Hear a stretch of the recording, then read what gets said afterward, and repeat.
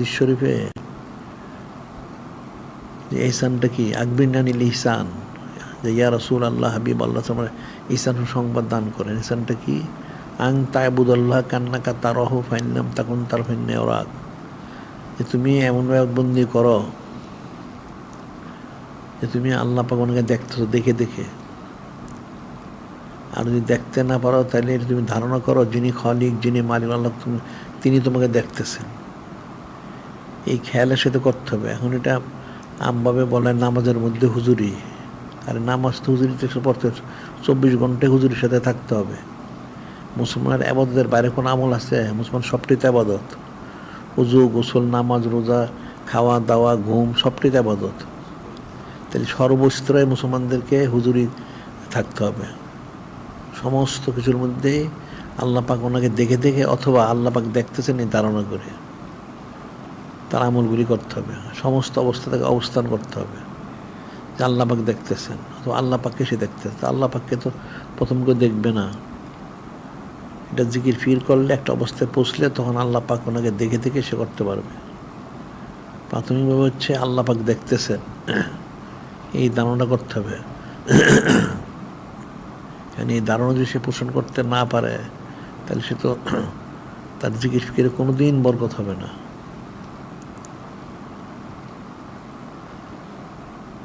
এখন ওই হাদিসটা মানুষ সাধারণভাবে নামাজের মধ্যে ব্যবহার করে। আল্লাহ পাককে দেখে দেখে নামাজ পড়তে হবে, না আল্লাহ পাক দেখতেছেন এই ধারণা করতে হবে।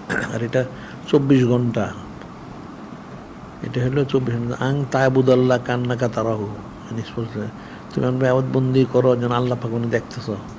পাইলাম তখন তার ফাইন্নাহু ইয়ারাক, যদি দেখতে না পারো তাহলে ধারণা আল্লাহ পাক তোমাকে দেখতেছেন, এই ধারণা করতে হবে। আল্লাহ পাক না দেখলে তো হবে না। হয় আল্লাহ পাক দেখতেছেন অথবা আল্লাহ পাককে দেখতেছে, এই ধারণা করে তাকে সব কাজ করতে হবে। এটা সমস্ত আমলের মধ্যেই, মুসলমানের সমস্ত আমলই হচ্ছে আবাদত। তার ওযু, গোসল, নামাজ, রোজা সব যা আছে সব কিছু আবাদতের অন্তর্ভুক্ত। আবাদত ছাড়া তার কোনো আমল অন্তর্ভুক্ত না, যেটা আবাদতের বা রাখা হয়নি, সব রাখা হয়নি। শুধু নামাজটাই কি আবাদত? অন্যগুলো আবাদত না, সবটাই আবাদত। মুসলমানের কোনো আমলই নাই যেটা তার আবাদতের অন্তর্ভুক্ত না। যদি হারাম কাজ করে, ফুজুরে কাজ করে, সেটা আবাদত না, ওটা তার জাহান্নামে যাওয়ার কারণ হবে, নাউজুবিল্লাহ। কিন্তু মুসলমানের সমস্ত আমল যেগুলি দেওয়া হয়েছে হায়াত থেকে মওত পর্যন্ত সবটাই তার আবাদতের অন্তর্ভুক্ত। সেই হিসেবে তাকে আমল করতে হবে। এখন জিকির করে, জিকিরের মধ্যে হুজুরি নাই, খেয়াল নাই, গাফলতির সাথে খালি সময় কাটানো, সময় কাটাইলে তো হবে না। সময় কাটাইতে হবে, জিকিরটা ঠিক মতো করতে হবে, হুজুরির সাথে করতে হবে, মহব্বতের সাথে, আদবের সাথে। জিকিরের একটা আদব আছে, প্রত্যেকটা আমলেরই একটা আদব আছে। সে আদব যদি সে রক্ষা না করতে পারে সে আমলের বরকতটা সে পায় না। একটু অজু করবে, অজুর মধ্যে আদব আছে। অজু, গোসল হোক, ইস্তেঞ্জা হোক, খাওয়া দাওয়া হোক, ঘুম হোক, উঠা বসা, চাল চলন, সব জায়গায় আদব আছে। সব জায়গায় আদবের সাথে সমস্ত কাজগুলি করতে হবে, আর সেটি হচ্ছে আবাদত। মুসলমানের কোন আমল আবাদতের বাইরে নাই। যেটা সে দুনিয়ার জন্য করে সেটা হলো গায়রুল্লাহ, সবই হলো আল্লাহ বানানোর জন্য। যে দুনিয়া চিজ আজ কথা গাফেল বুদান, এই দুনিয়াটা কি আল্লাহ পাক ওনার থেকে গাফেল হওয়া, যেটা সেটা হলো দুনিয়া। নাই কুম্মাস নকরা ফরজন্ত জন বলা হচ্ছে মাল সামানা, স্বর্ণ চান্দি, আলাউলাদ, আহালিয়া যা আছে, পরিবার বর্গ, এগুলি দুনিয়া না। দুনিয়া হচ্ছে আল্লাহ পাক ওনার থেকে গাফিল হওয়া, নূরে মুজাসসাম হাবিবুল্লাহ হুজুর পাক সাল্লাল্লাহু আলাইহি ওয়াসাল্লাম থেকে গাফিল হওয়া, এটা হলো দুনিয়া। যে গাফলতির সাথে চলে সে দুনিয়াদারি করে, আর যে গাফলতির সাথে করেন, অর্থাৎ যে স্মরণ রাখে, এই এহসানের যে কোনো একটা দরজা সে থাকে, তাহলে তার প্রত্যেকটা হচ্ছে আবাদত। এহসানের দরজা না থাকতে পারলে কোনো আবাদত হবে না। মানুষ রসম রেওয়াজ করে সব কাজে, নামাজ পড়া রসম নামাজ পড়লো, রোজা রাখা রসম সেটা করলো, অন্য অন্য যা আছে সব রশ্মি, তা রশ্মি করলে কোনোটা আবাদত হবে না। প্রত্যেকটাই হুজুরির সাথে মহব্বতের সাথে করতে হবে। এখলাস তো সবাই প্রথম পয়দা হবে না, এখলাস পয়দা হইতে সময়ের ব্যাপার।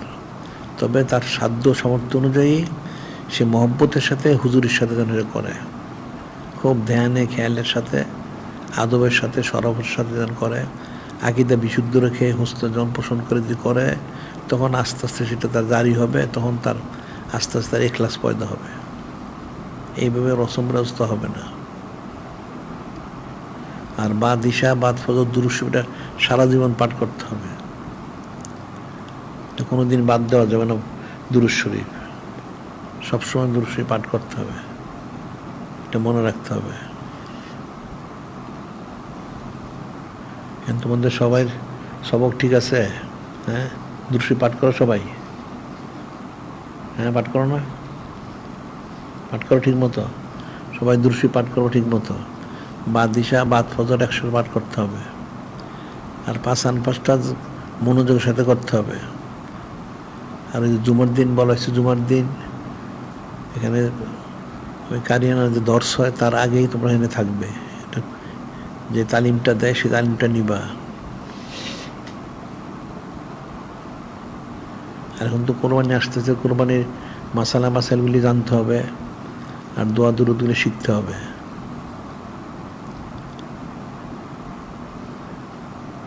ইলিম বা বহাস, ইলিম যত চর্চা করে তত বৃদ্ধি পায়। অনেক সময় ইলিমের চর্চার অভাবে মানুষ সাধারণ জিনিস ভুল করে।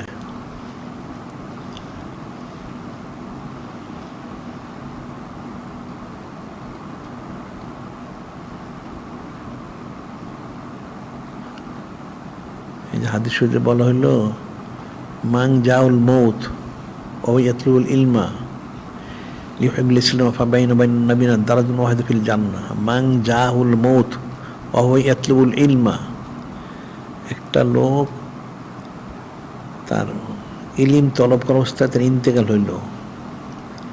কেন সে ইলিম তলব করে? লিউহিব্বুল ইসলামা,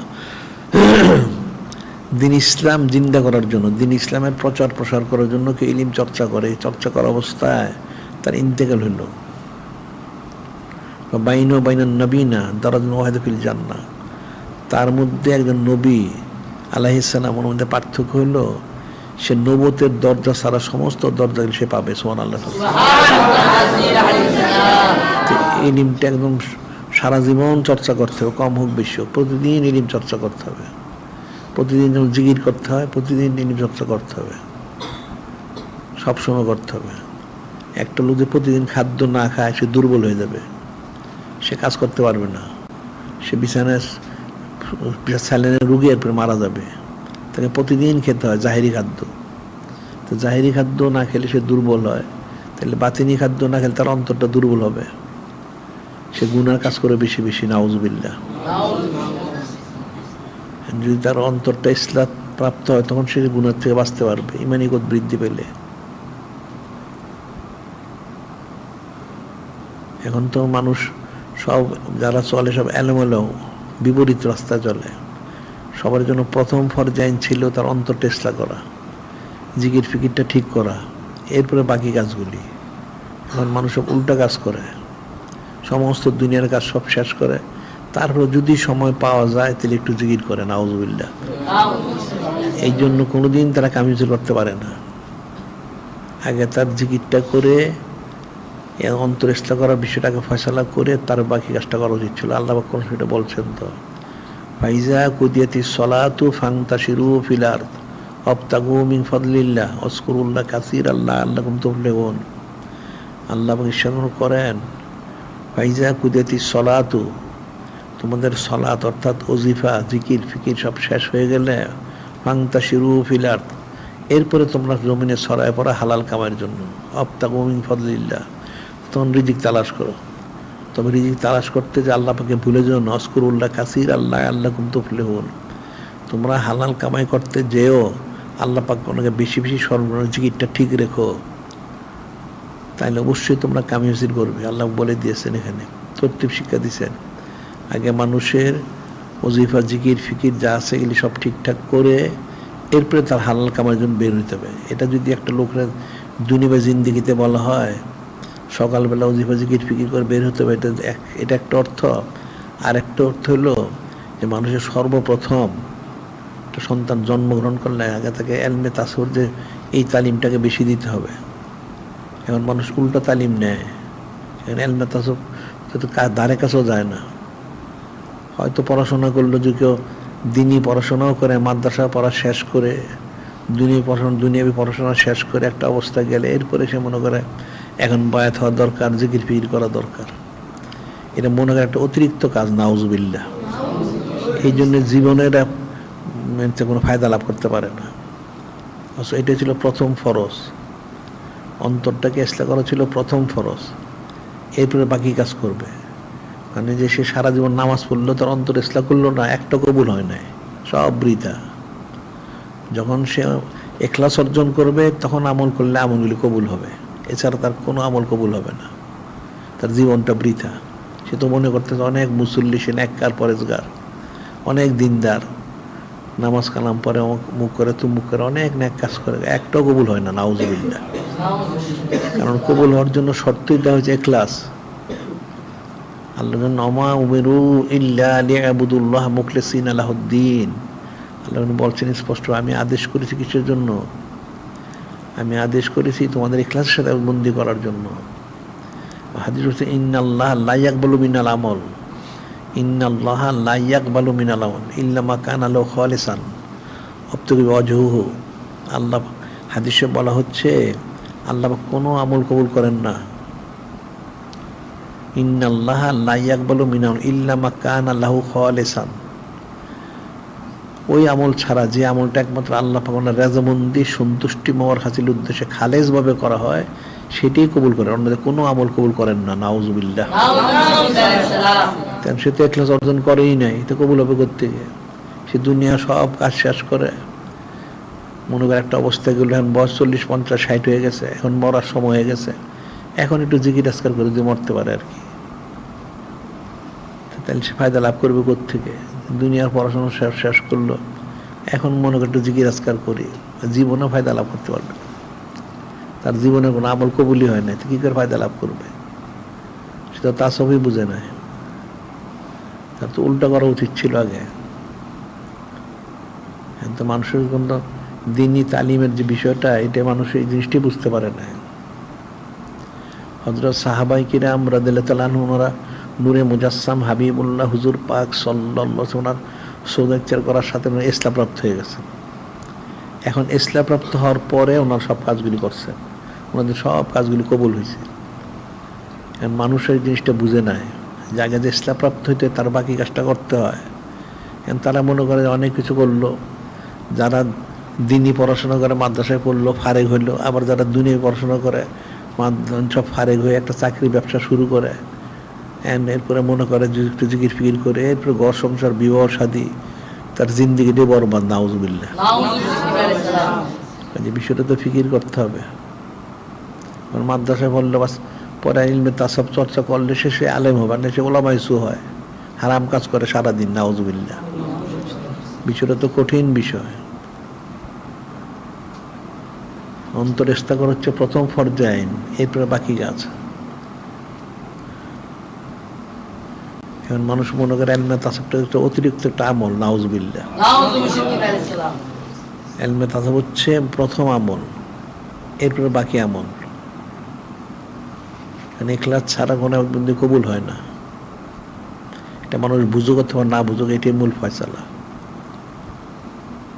কিন্তু মানুষ শয়তানের অসস্থার কারণে মানুষের সমস্ত আমলগুলি বিপরীত হয়েছে, উল্টো হয়ে গেছে। ইলমে তাসাব শিখতে হবে, সে তো জানিই না, তার ছোটবেলায় তো শেখানো হয় না। তো ছোটবেলায় শিখায় যে এমন পড়াশোনা করো যে পড়াশোনা করলে বেশি পয়সা কামাই করতে পারবো। এখন ওই পয়সা কামাই করতে গিয়ে জিন্দিগিটা শেষ করে।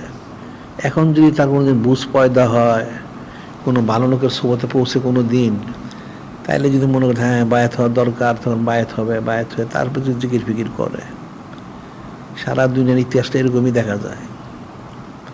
কারণ মানুষ তো ছোটবেলায় তালিম দেয় না যে তোমাকে আল্লাহ হইতে হবে, ওলি আল্লাহ হইতে হবে। আল্লাহ বুঝে বললেন কুনু রব্বানিন, তোমার সকলে আল্লাহ আল্লাহ আলি হও। এরা কেউ বলে না কাউকে। মুসলমান আছে ঠিক আছে, নামাজ পড়ে, নামাজ শিখায়, রোজা শিখায়, উজু শিখায়, গোসল শিখায়, হ্যাঁ 5 ওয়াক্ত নামাজ পড়ে, খুব ভালো, ছেলে হোক মেয়ে হোক খুব ভালো। আসলে তার তো ভিতরে কিছুই নেই, ফাঁকা, সে রসমরাজ, যার জন্য সে হারাম কাজ করে বেপরোয়াভাবে। উচিত তো ছিল আগে তাকে ইসলাহ করার জন্য। ওটা তো শেখ সাদি রহমতুল্লাহ ওনার ইয়েতে বলছেন, একটা সন্তান জন্মগ্রহণ করলে তার জন্য বুঝ পয়দা হয়, চলাচল শিখে, ছেলে হোক আর মেয়ে হোক, তাকে কোনো অলি আল্লাহ ওনার দরবারে পৌঁছায় দিও। তাহলে পৌঁছায় দিলে সে যদি সবর ইখতিয়ার করতে পারে, বড় অলি আল্লাহ যে হইতে পারতো খুব ভালো, আর না হইতে পারলেও সে গুমরা হবে না। এখলাসের বিষয়টা সে বুঝতে পারবে। এখন তো এখলাসটা জানিই না। এখন মানুষ যারা তালমে তাসব বুঝে নিতে একদম আসল দরজার জাহিল, আর যারা বুঝে এটা যে বয়াত, কেন যে বয়াত হইতে এটি তো আর তারা জানে না, বয়াত যে কেন হইতে হবে এটি তো জানে না, সব রসম রেওয়াজ, এটা কেমনে হবে? একটা লোক বয়াত হওয়ার জন্য যে আল্লাহর উদ্দেশ্য হচ্ছে রাজামন্দির সন্তুষ্ট হাসিল করা, সেটা কিভাবে হাসিল করবে?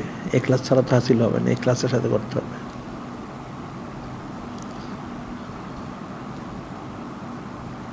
যত আমলি করুক সমস্ত এখলাসের সাথে করতে হবে। আল্লাহ বললেন, কুল ইন্না সলাতি ওয়া নুসুকি ওয়া মাহইয়ায়া মামাতি লিল্লাহি রাব্বিল আলামিন। আল্লাহ কোরআন বলে দিলেন, আমার হাবিব মাহবুব নূরে মুজাসসাম হাবিবুল্লাহ হুজুর পাক সাল্লাল্লাহু আলাইহি ওয়াসাল্লাম সমস্ত সৃষ্টিকে বলে দেন যে তোমরা বলো, ইন্না সলাতি ওয়া নুসুকি ওয়া মাহইয়ায়া মামাতি লিল্লাহি রাব্বিল আলামিন। নিশ্চয় আমার সলাত, নুসুক না কোরবানি, আবাদ বন্দিগি যা আছে সব, আমার হায়াত, আমার মৌত সব আল্লাহ পাক জন্য। এখন সব আল্লাহ পাক ওনার জন্য করতে হবে। তো আল্লাহ পাক ওনার জন্য করবে কোত্থেকে? সে তো নিজের জন্য করে সারাদিন। আল্লাহ পাক ওনার জন্য যদি সে করতো, তাহলে তো নিশ্চয়ই সে আল্লাহ পাক ওনাকে প্রাধান্য দিত। ওনাকে তো সে প্রাধান্য দেয় না, নাউজুবিল্লাহ। তার নফস যেটা চায় সে সেটা করে, তাহলে সে আর আল্লাহ পাক ওনার জন্য করলো কোথার থেকে? সে তো করতে পারলো না। এটি কঠিন বিষয়। কারণ মানুষ এলমে তাসবও বুঝে না, এবং বায়াথর মূল বিষয় সেটাও বুঝে না, জিকির ফিকিরও বুঝে না, কেমনে হবে? এটা তো বুঝার বিষয় আছে। তো জিকির আজকার ছাড়া তো ইসলাহ হবে না। আল্লাহ বললেন, আলা বিজিক্রিল্লাহি তাতমাইন্নুল কুলুব, সাবধান হয়ে যাও, নিশ্চয়ই আল্লাহ ওনার জিকিরের দ্বারা দিলটা ইসলাহ হয়, ইতমিনান হয়। জিকির ছাড়া কোনোদিন অন্তরে ইসলাহ হবে না। হাজার দুনিয়াবি যত কিছু করুক সে কোনোদিন ইসলাহ করতে পারবে না জিকির ফিকির ছাড়া। কিন্তু জিকির ফিকির করে না, সব রসম রেওয়াজ।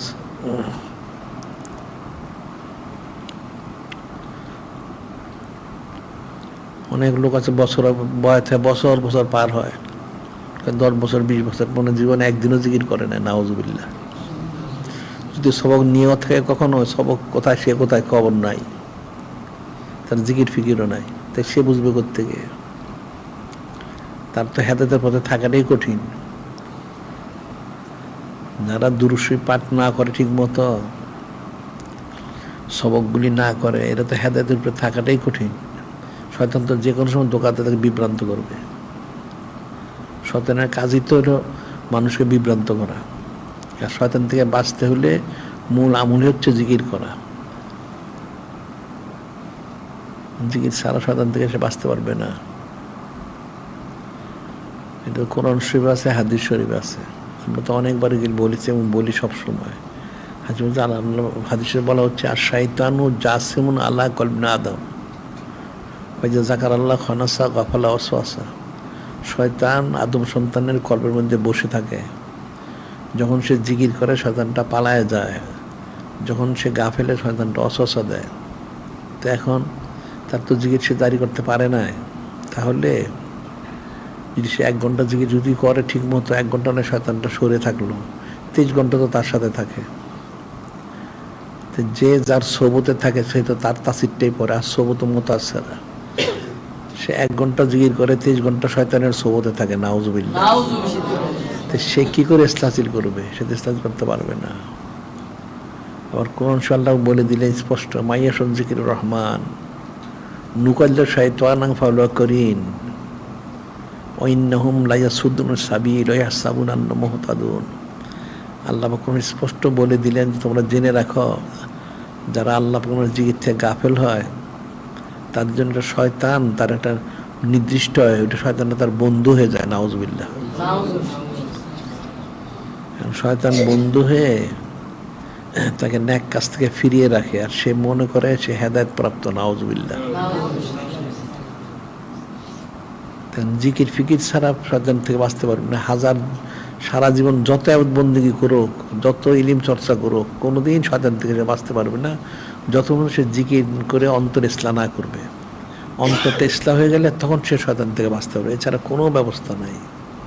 শয়তান নানাভাবে অস্বস্তি দিবে। শয়তানের অস্বস্তি দেওয়ার তো কোনো তর্জ তরিকা বাদ নেই কোনো রকম, নানাভাবে সে দেয়। মানুষ যতটুকু বুঝে তার চেয়ে বেশি শয়তানের তার এই শয়তানি অভিজ্ঞতা কম না।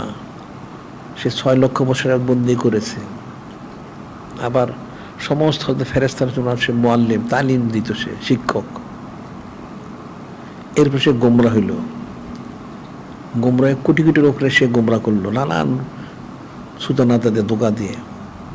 ওই এক শয়তানটা একটা মানুষের জন্মগ্রহণ করে, তার বয়স 10, 20, 30, 40, 50 যাই হোক, তার 20, 40, 50 তার কতটুকু অভিজ্ঞতা হয়? শয়তান তো তার যা অভিজ্ঞতা তার তো কোটি গুণ বেশি অভিজ্ঞতা তার। তো সে যেই পথে চলে সেই পথে একটু ধোঁকা দেয়। সে বুঝবে কি করে? সে তো বুঝতে পারবে না, কোনোদিন বুঝতে পারবে না। সে অবশ্যই বিভ্রান্ত হবে, নাউজুবিল্লাহ। এই বিভ্রান্তি থেকে বাঁচতে হলে জিকির করতে হবে, কারণ শয়তান থেকে দূরে থাকতে হবে। একটা লোক আগুনের মধ্যে যখন সে হাত দিবে, আগুনটা তার পূর্বেই, হাতটা পূর্বেই, পোড়া থেকে সে বাঁচতে পারবে না। এখন আগুন থেকে দূরে থাকতে হবে। তো শয়তানের সাথে থাকলে শয়তান গোমরা করবেই, শয়তান থেকে দূরে থাকতে হবে। তাহলে জিকির করতে হবে, জিকির করলে শয়তান তার থেকে দূরে থাকবে, তখন আর শয়তান তাকে ধোঁকা দিতে পারবে না। আর যে জিকির ফিকির না করে শয়তান তাকে ধোঁকা দিবে এবং তাকে অবশ্যই গোমরা করবে, নাউজুবিল্লাহ। সে বুঝুক আর না বুঝুক, সে তো মনে করে সেটা আল্লাহ বললেন, সে ধারণা করে হেদায়েত প্রাপ্ত, অথচ সে গোমরা। সে তো শয়তানের বন্ধু, নাউজুবিল্লাহ। তো শয়তানের বন্ধু তো শয়তান ছাড়া কিছু হয় না। যদি সুরতান সে শয়তান না হয়, হাকিকতান সে শয়তান, নাউজুবিল্লাহ। কাজে জিকিরকে অনেক জোর দিতে হবে। এখন বাইরে যারা আওয়ামুন নাস তো বুঝেই না, যারা আলেম ওলামা যারা আছে, এরা জিকির আজকাল না করার কারণে, সুবত ইত্যাদি না করার কারণে দেখা যায় সবগুলি সারাদিন হারাম কাজ করে, নাউজুবিল্লাহ। কারণ শয়তান তাদের দ্বারা হারাম কাজগুলি করায়। এটা সুরতান দেখায় কাজটা খুব সুন্দর, আসলে এটা শয়তানি কাজ। সে শয়তানের ধোঁকা কোনোদিন সে বুঝবে না, এত সহজ বিষয় না, সূক্ষ্ম বিষয় শয়তানের প্রতারণা। শয়তান থেকে বাঁচার একমাত্রই হচ্ছে জিকির করা এবং সোবত ইখতিয়ার করা। সোবতে সলে তুরা সলে গুনাত, আল্লাহ ওদের সোবতের কারণে একটা মানুষ আল্লাহ হয়, এছাড়া সে আল্লাহ হইতে পারে না।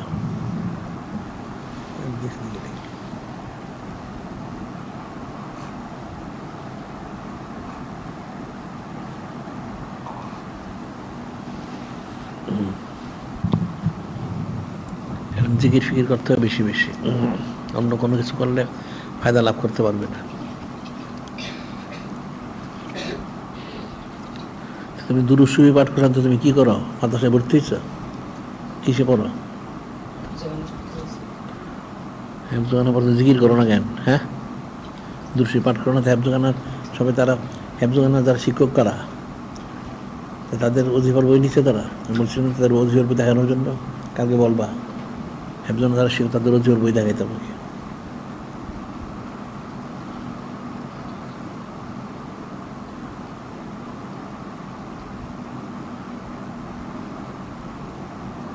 তোমাদের সবাই রুজিফার কিতাব আছে?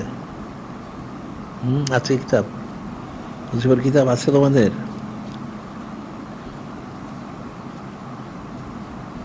পাঁচ তো করবেই, দুরুশরী পাঠ করে ওজিফার বইয়ের সামনে অনেক কিছু নসিহত আছে, সেগুলি পড়বে সবাই। আগামীকাল সবাই আমার ওজিফার কিতাব দেখাবে, সবাই কিতাব দেখাতে। যারা মাদ্রাসা বড় সব ছাত্র যারা আছে সবাই আমাকে ওজিফার কিতাব দেখাবে, কালকে ওজিফার কিতাব দেখব।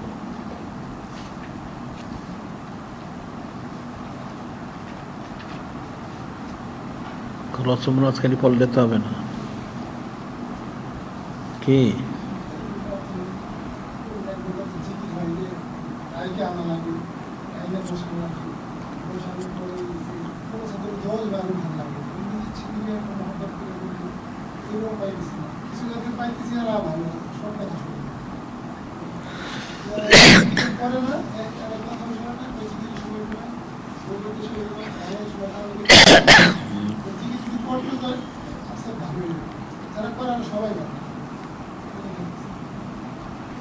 ঠিক আছে, কালকে সবাই ওজিফার বই দেখাবে আমাকে, দেখি কথা আছে।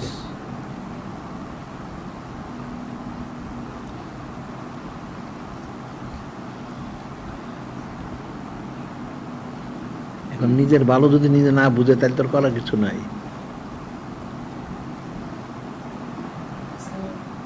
হ্যাঁ, কি করে? হ্যাঁ হ্যাঁ,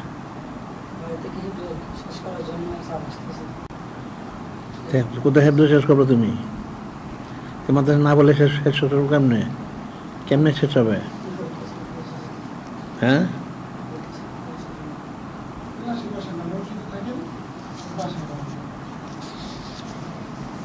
না থাকলে তাহলে মাথায় থাকবে কেমনে? তাহলে তো বিদায় করে দেবো, তাহলে তোমাকে তো বিদায় করে দিতে হবে। রসমনাজ থাকবে কেমনে? ঠিক দিয়ে দেয়।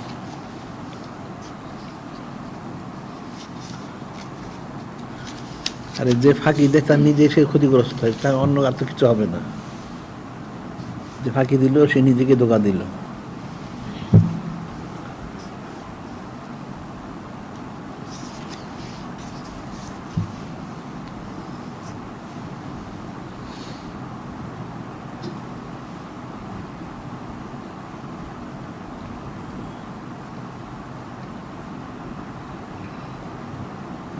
কোনটা? আচ্ছা, এটা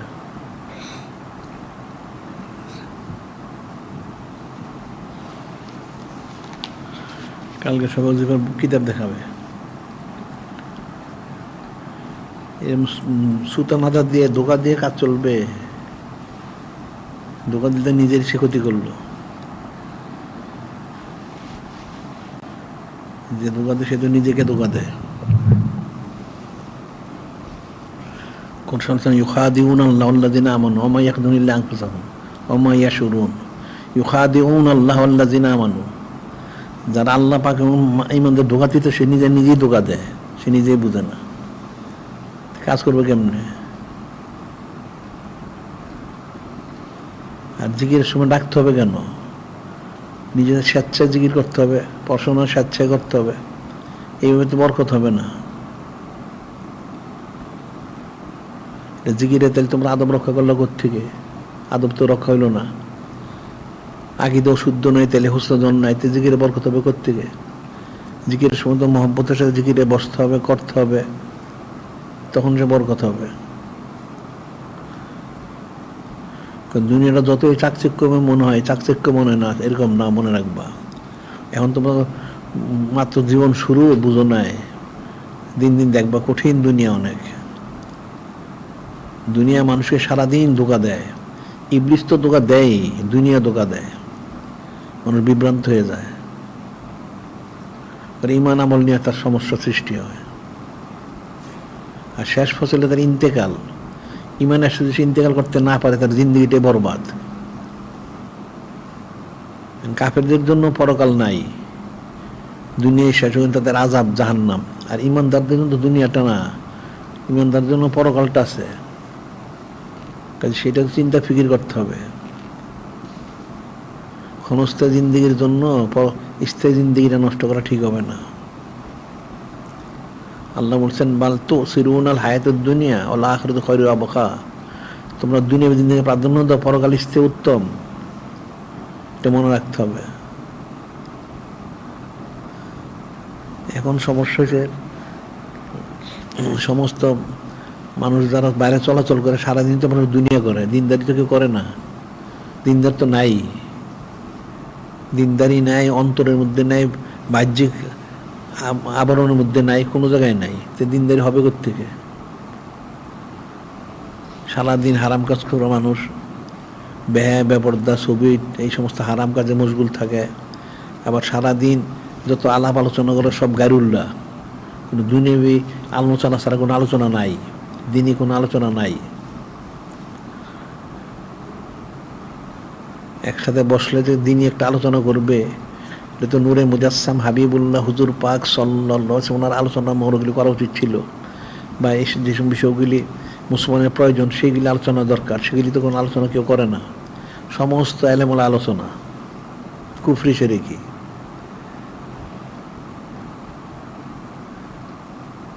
কঠিন বিষয়। কারণ কালকে তোমরা